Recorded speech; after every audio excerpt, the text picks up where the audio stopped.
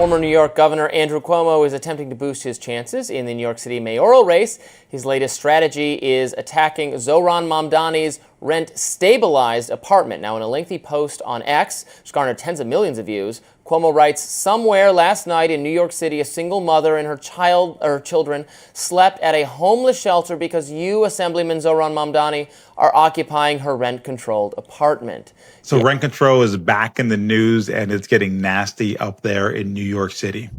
He adds, "You make $142,000 a year plus stipends. No matter which way you cut it, Zohran Mamdani is a rich person. You are actually very rich, yet you and your wife pay $2,300 a month. As you've bragged for a nice apartment in Astoria, that should be housing for someone who needs it." This happens all the time when you're trying to rig this system in favor of one group over another.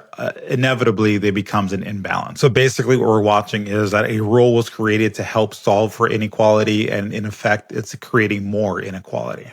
Kept it all off by saying, "Today I am calling on you to move out immediately and give your affordable housing back to an unhoused family who need it. Leaders must show moral clarity. Time to move out." So since rent control is back in the news, I wanted to search the internet to see what the internet thought of rent control. Is it good or bad?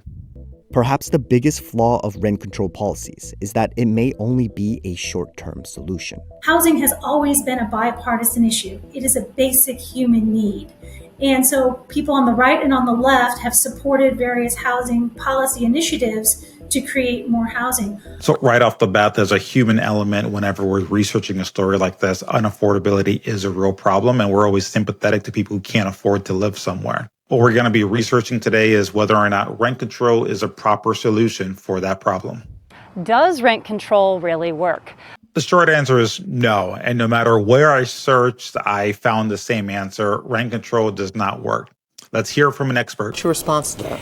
Well, the rent regulation itself creates the shortage because what happens is landlords know they're not going to get a good return for massively investing and upgrading their housing. Okay. So a lot of the existing housing deteriorates. Right.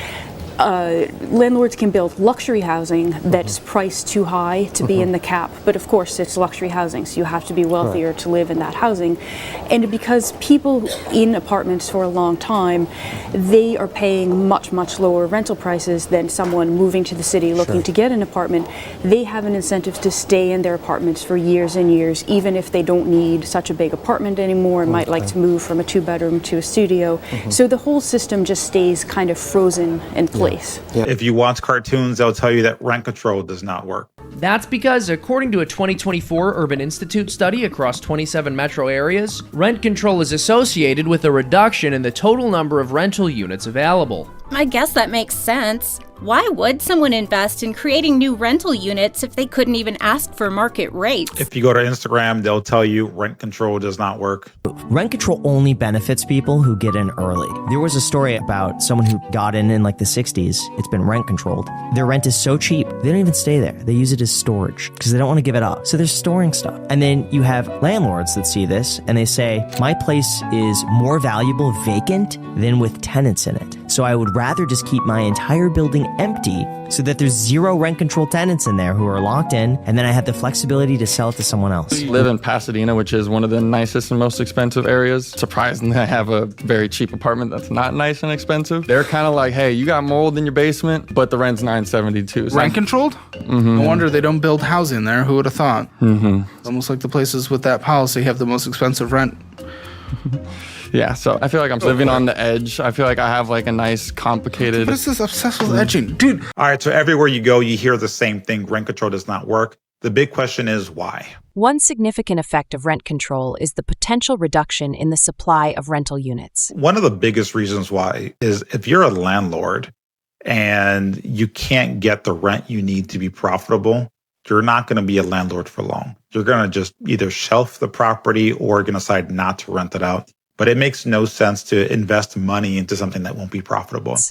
Landlords may choose not to invest in property maintenance or upgrades.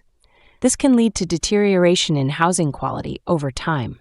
Yeah, so this is very common. When you limit the amount of money someone can make in a property, their go-to move is going to be reducing their expenses. And this means cutting out all maintenance, cutting off all management. Anytime you pick up the phone, if you have a rent-controlled apartment, you're losing money. You're better off not answering the phone and letting people deal with their issues. Additionally, rent control can create a disincentive for new construction. Developers may be less likely to build new rental properties if they anticipate price restrictions. This can exacerbate housing shortages in the long run. Yeah, and this is a good point. If you are looking to develop into a city and then a law like rent control gets passed, you're going to decide, well, I have to be able to control my future rental increases. And clearly, this city is not on my side. So you're going to find that a lot more developers are going to go to areas that are more landlord friendly. So if your city is not landlord friendly and they have laws like rent control, a developer is going to either want a back end sweetheart deal working with the city, where they basically get paid in the back or they get tax benefits, et cetera. You have to play this game with the city in order to approve the deal where it makes sense for you because it's some backroom deal. Or you're going to decide you can't do business in a city like that and just go elsewhere. Furthermore, rent control may lead to inequities among tenants. Long-term tenants benefit from lower rents, while newcomers may face higher costs. This can create a divide in the rental market. Yeah, so inequality only gets greater when you have rent control.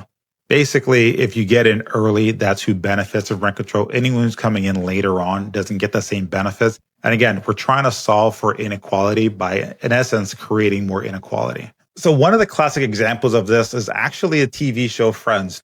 If you remember, Monica had a huge apartment, and she got that huge apartment because her aunt had a rent control apartment. She had an oversized apartment building with a balcony, storage, way bigger than anyone else's.